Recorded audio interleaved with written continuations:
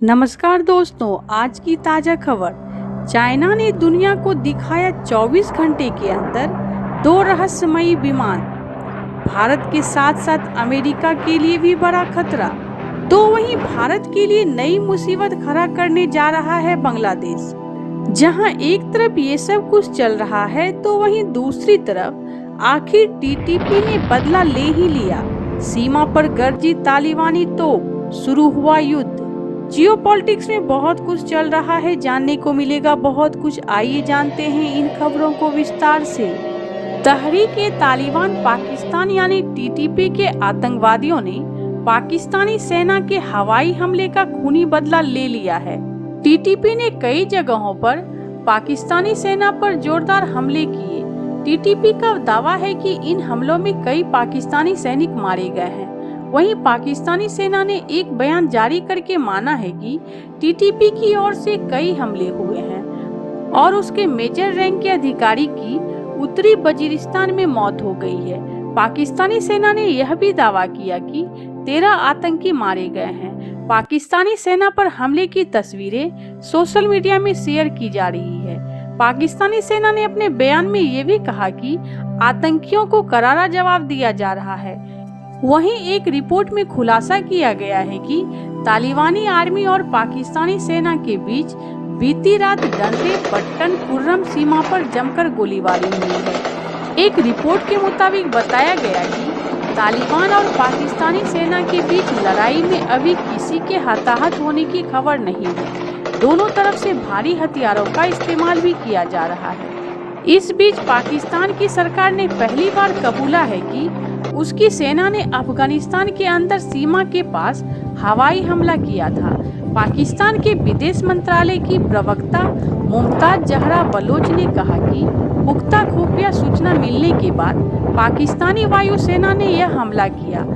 तालिबानी सरकार ने ऐलान किया है कि इस हमले में 46 लोग मारे गए हैं, जिनमें ज्यादातर महिला और बच्चे हैं। वहीं एक रिपोर्ट के अनुसार साल 2021 में जब से अफगानिस्तान में तालिबानी सरकार सत्ता में आई है, पाकिस्तान के अंदर हमले तेज हो गए हैं। पाकिस्तानी सरकार ने कई बार तालिबान से कहा है कि वह टीटीपी आतंकियों के खिलाफ कार्रवाई करे, लेकिन तालिबान का कहना है कि ये आतंकी उनकी सीमा में नहीं है। कश्मीरी आतंकियों को पालने वाले पाकिस्तानी विदेश मंत्रालय की प्रवक्ता ने कहा कि पाकिस्तान अफगानिस्तान की संप्रभुता का सम्मान करता है, लेकिन आतंकवादियों की पनाहगार बनने को लेकर चिंतित है। उन्होंने यह भी दावा किया है कि पाकिस्तान आगे भी अफगान अधिकारियों से बातचीत करता रहेगा। इसमें सुरक्षा, सीमा प्रबंधन और व्यापारिक रिश्ते शामिल हैं। पाकिस्तान ने जब यह हवाई हमला किया, ठीक उसी समय अफगान मामलों के उसके विशेष दूत काबुल में मौजूद थे। इसी वजह से अफगान नेता इसे विश्वासघात के रूप में ले रहे हैं। इसको लेकर जनरल असीम मुनीर की आलोचना भी हो रही है। तालिबानी विदेश मंत्री ने खुलकर जनरल मुनीर पर निशाना साधा है। वहीं अफगान विश्लेषकों का कहना है कि पाकिस्तान इसके जरिए काबुल में भ्रमित करने वाला संदेश भेज रहा है। उन्होंने कहा है कि एक तरफ बातचीत का दिखावा तो दूसरी तरफ हवाई हमला करके लोगों की हत्या की जा रही है। यह किसी विवाद को सुलझाने का बहुत ही अनोखा तरीका है। तो वहीं दूसरी तरफ बांग्लादेश में मोहम्मद यूनुस के नेतृत्व वाली अंतरिम सरकार ने एक ऐसा कदम उठाया है जो भारत के लिए तनाव बढ़ाने वाला है।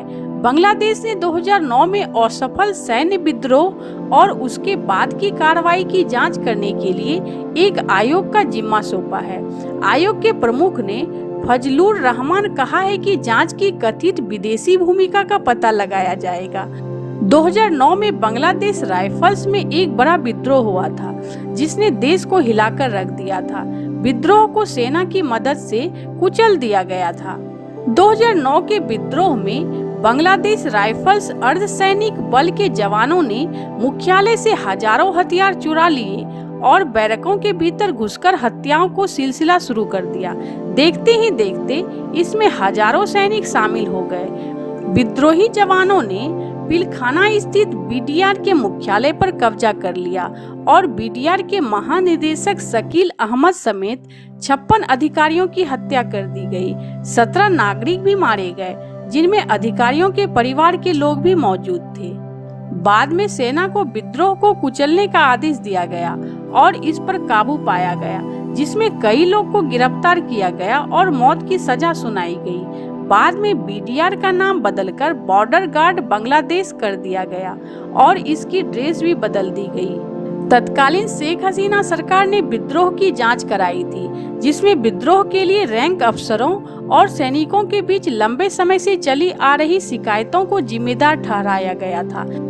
कथित तौर पर सैनिक वेतन और खराब व्यवहार का सामना कर रहे थे, जिसमें नाराजगी फूट पड़ी थी। अब शेख हसीना की सरकार के गिरने के बाद नई गठित अंतरिम सरकार ने पिछली जांच पर सवाल उठाते हुए नई जांच का फैसला किया है।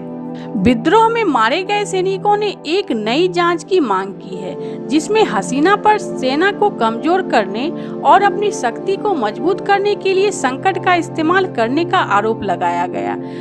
प्रदर्शनकारियों ने यह भी आरोप लगाया है कि शेख हसीना के करीबी भारत ने इस साजिश में भूमिका निभाई है। ये आरोप ढाका और नई दिल्ली के बीच पहले से ही तनावपूर्ण संबंधों को और खराब कर सकते हैं। जहां एक तरफ ये सब कुछ चल रहा है, तो वहीं दूसरी तरफ चीन की विमान बनाने वाली 2 कंपनियों ने गुरुवार को 24 घंटे से भी कम समय में स्टील्थ लड़ाकू विमानों के प्रदर्शनकारी मॉडल दिखाए। ये कोई साधारण मॉडल नहीं थे।